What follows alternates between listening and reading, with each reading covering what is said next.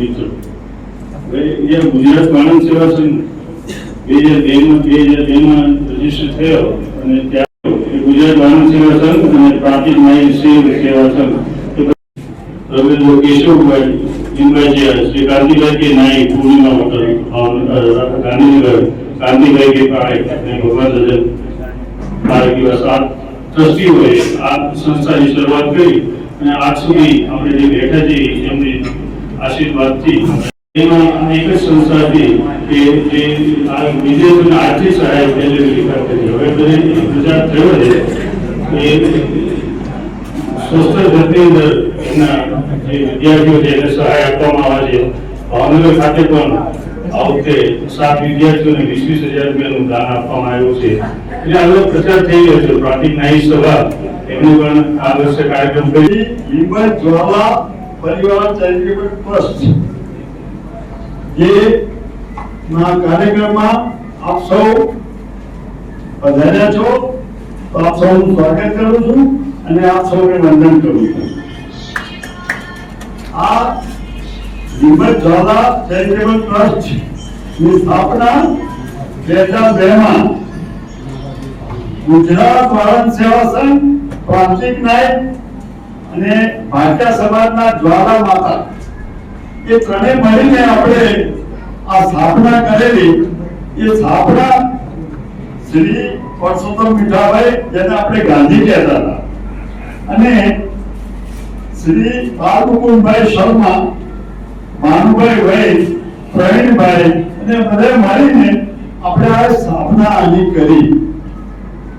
આ સ્થાપના કરવાનું કામ તો એ હતું ઘણી સંસ્થાઓને ભેગી કરી કે ગુજરાત વાળંદ સેવા સંઘમાં આપણે વિદ્યાર્થીઓને રાખતા હતા પણ આર્થિક રીતે આપણે એને રહેવા માટે આપણે મદદ કરતા હતા પણ એજ્યુકેશન મેળવવા માટે આપણે કોઈને મદદ કરી શકતા ન હતા અને હું એમ માનું છું કે એજ્યુકેશન માટે આપણી ગુજરાતમાં કોઈ એવી સંસ્થા નથી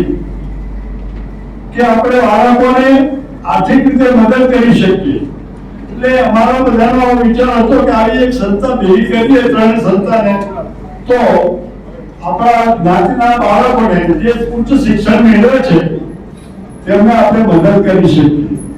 અને એટલા માટે અને અમારા યોજના